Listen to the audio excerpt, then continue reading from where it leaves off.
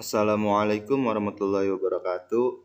Perkenalkan, nama saya Muhammad Zakir Robbani yang bertugas sebagai guru pengganti dalam tugas kuliah akhir saya di kampus, yaitu PPM atau Pengenalan Profesi Mahasiswa. Teman-teman, di sini saya akan menyampaikan mata pelajaran yaitu fikih kelas 8 yang tentang umroh dan haji.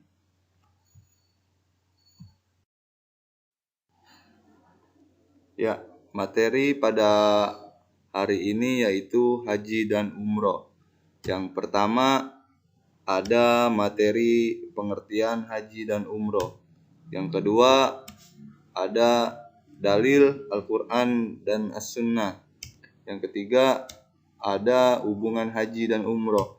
Dan yang keempat ada syarat wajib, rukun, dan sunnah haji. Yang kelima ada rukun dan wajib umroh. Dan yang keenam, yang terakhir, ada dam atau denda.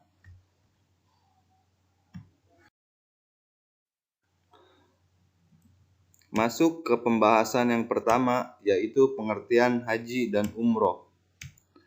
Haji menurut lughah atau bahasa adalah al-qasdu atau menyengaja. Sedangkan arti haji dilihat dari segi istilah berarti bersengaja mendatangi Ka'bah untuk melakukan beberapa amal ibadah dengan tata cara tertentu dan dilaksanakan pada waktu tertentu pula. Menurut syarat-syarat yang ditentukan oleh syara atau syariat semata-mata mencari ridha Allah. Adapun umroh menurut bahasa bermakna ziarah. Sedangkan menurut syara atau syariat, umroh ialah menziarahi Ka'bah dengan melakukan tawaf di sekelilingnya, bersa'i antara Safa dan Marwah, dan mencukur atau menggunting rambut. Masuk ke pembahasan yang kedua, ada dalil dari Al-Quran dan As-Sunnah tentang haji dan umroh. Yang pertama ada dalil dari Al-Quran. Allah Subhanahu wa ta'ala berfirman, walillahi 'alan nas hijjul baiti man istata'a ilaihi sabilan wa man kafara fa innallaha ghaniyyun 'anil alamin. Yang artinya mengerjakan haji adalah kewajiban manusia terhadap Allah, yaitu bagi orang yang sanggup mengadakan perjalanan ke Baitullah. Barang siapa mengingkari kewajiban haji, maka sesungguhnya Allah Maha Kaya, tidak memerlukan sesuatu dari semesta alam. Surah Ali Imran ayat 97. Dan yang kedua ada dari dalil As-Sunnah. Dari Ibnu Umar, Nabi SAW bersabda, Buniyal Islamu ala khamsin syahadati alla ilaha illallah wa anna Muhammadar Rasulullah wa iqamis salati wa iyatiz zakat wal haji wa saumir Ramadan. Yang artinya Islam dibangun di atas 5 perkara. Bersaksi tidak ada sembahan yang berhak disembah selain Allah dan mengaku Muhammad adalah utusannya, mendirikan salat, menunaikan zakat, berhaji, dan berpuasa di bulan Ramadan. Hadis riwayat Bukhari nomor 8 dan Muslim nomor 16.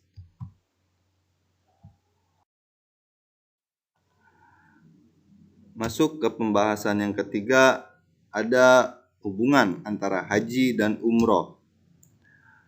Di dalam ibadah haji sebenarnya mengandung 2 macam ibadah yang berhubungan, yaitu yang pertama haji, biasa dikatakan orang yaitu haji besar.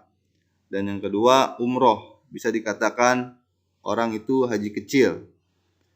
Di dalam Al-Quran diperintahkan sebagai berikut. Wa atimmul hajja wal umrata lillah.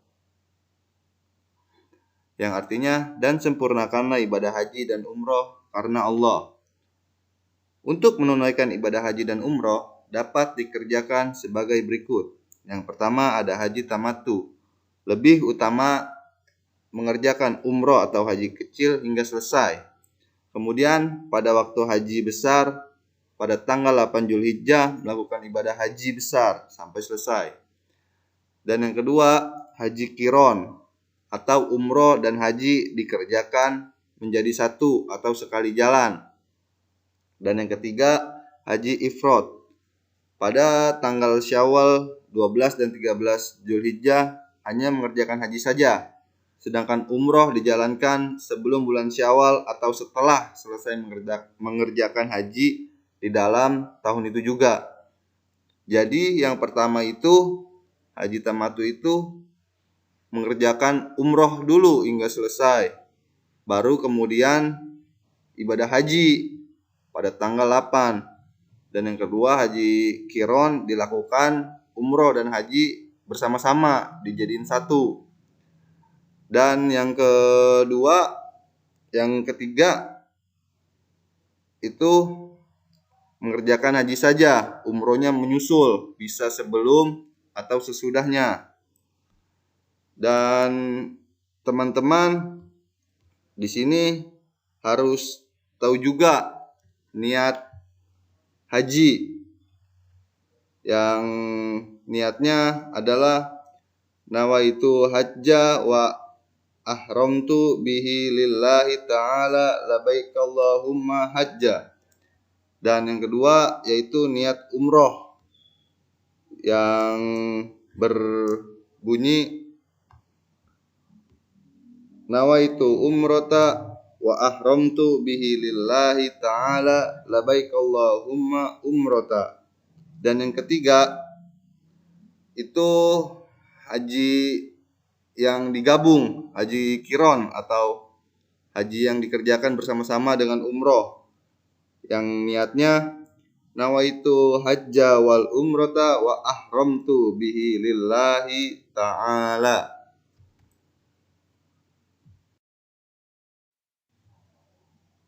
Ya, pembahasan yang keempat yaitu syarat wajib dan rukun haji.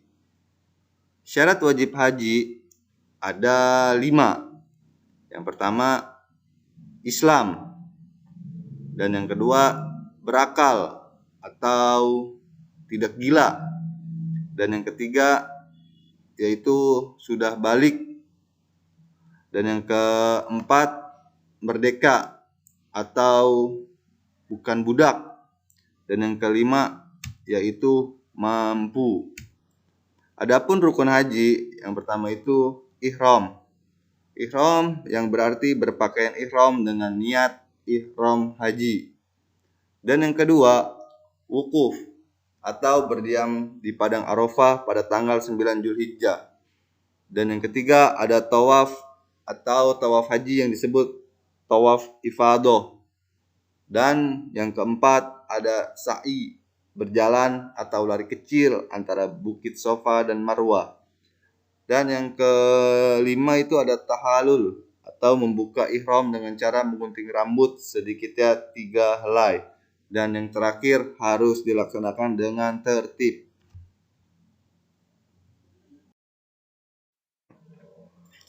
Ya, di sini ada wajib haji, yaitu yang pertama ihram, harus dari batas-batas tempat dan waktu yang telah ditentukan. Batas-batas tempat dan waktu yang telah ditentukan itu dinamakan mikot. Dan yang kedua bermalam di Musdalifah, ya ini sepulangnya dari Arafah ke Mina.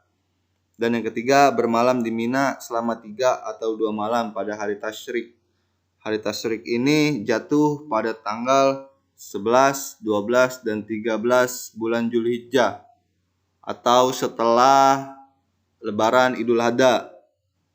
Dan yang keempat ada melontar jumroh Aqobah pada tanggal 10 Zulhijjah dan melontar jumroh ketiga-tiganya pada hari tasyrik. Dan yang terakhir ada meninggalkan perkara-perkara yang diharamkan atau terlarang karena ihram. Dan di sini ada juga sunnah haji, yaitu yang pertama mandi untuk ihram, sholat sunnah ihram 2 rakaat. Dan yang ketiga ada tawaf kudum, yaitu tawaf karena datang di tanah haram. Dan yang keempat membaca kalimat talbiyah, yaitu kalimatnya yang berbunyi labbaik Allahumma labbaik labbaika la syarika laka labbaik innal hamda wa ni'mata laka wal mulk la syarikalah. Begitu. Dan yang kelima, bermalam di Mina pada tanggal 9 Zulhijjah. Yang keenam, ada bermalam di Arafah pada siang dan malam. Yang ketujuh, berhenti di Masjidil Haram pada hari nahar. Hari nahar ini adalah hari di mana penyembelihan hewan kurban atau pada hari raya Idul Adha pas jatuh tanggal di bulan 10 Zulhijjah. Dan yang terakhir ada berpakaian ihram yang serba putih.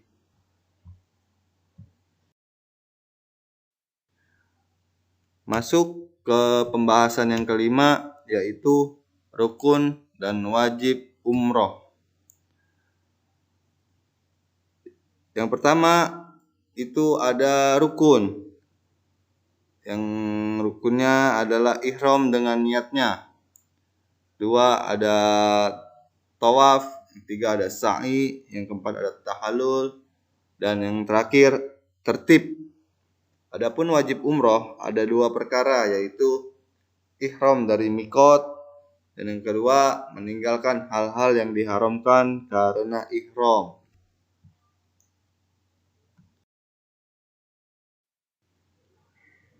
Masuk ke pembahasan yang terakhir, yaitu pembahasan yang keenam tentang dam atau denda. Macam-macam dam atau denda. Menyembelih seekor kambing yang sah untuk kurban untuk disedekahkan kepada fakir miskin. Kalau tidak bisa, boleh diganti dendanya dengan puasa 10 hari. 3 hari dikerjakan waktu haji, dan yang 7 hari bisa dilakukan setelah haji atau pas pulang bisa dilanjut langsung puasanya 7 hari. Denda ini diberikan kepada yang mengerjakan haji secara tamatu. Yang sudah dijelaskan di awal, haji tamatu itu yang mendahulukan umroh. Dan yang kedua ada mengerjakan haji secara qiron. Ini juga mendapat denda. Ada mulai ihram tidak dari mikot, tidak bermalam di Musdalifah, tidak bermalam di Mina, tidak melempar jumroh. Itu dikenakan denda menyembelih seekor kambing untuk disedekahkan kepada fakir miskin. Kalau tidak bisa, boleh diganti dengan puasa.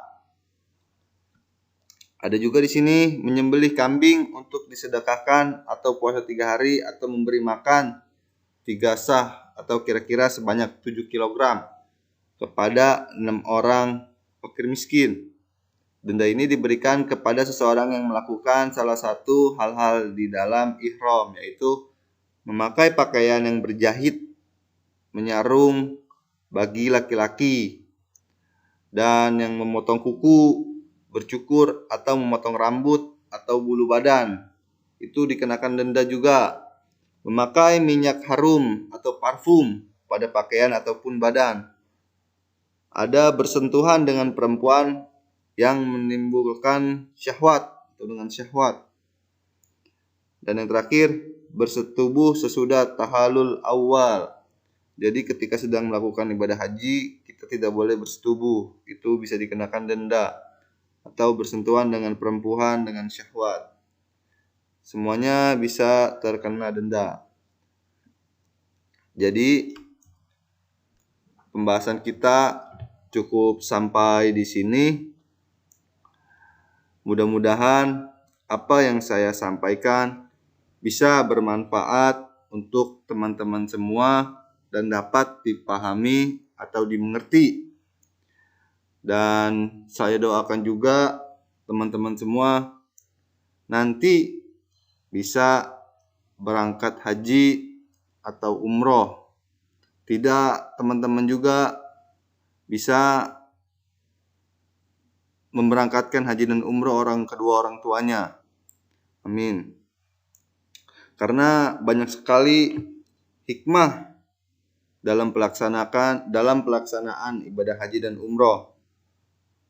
Ada yang pertama itu ketika kita sedang ihram atau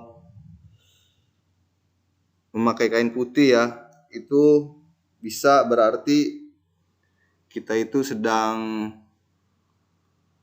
suci atau berusaha untuk mensucikan diri atau melepaskan hawa nafsu, untuk menahan hawa nafsu. Dan yang kedua bisa memperteguh iman dan takwa kepada Allah Subhanahu wa taala. Ibadah haji juga bisa menambahkan jiwa tauhid kita yang tinggi. Ibadah haji juga bisa sebagai pembentukan sikap mental dan akhlak yang mulia. Jadi banyak hikmah-hikmah dalam pelaksanaan ibadah haji dan umroh ini. Cukup sekian, kurang dan lebihnya itu dari saya, dan yang benarnya hanya Allah Subhanahu wa taala semata. Wallahul muwaffiq ila aqwamit thoriq. Assalamualaikum warahmatullahi wabarakatuh.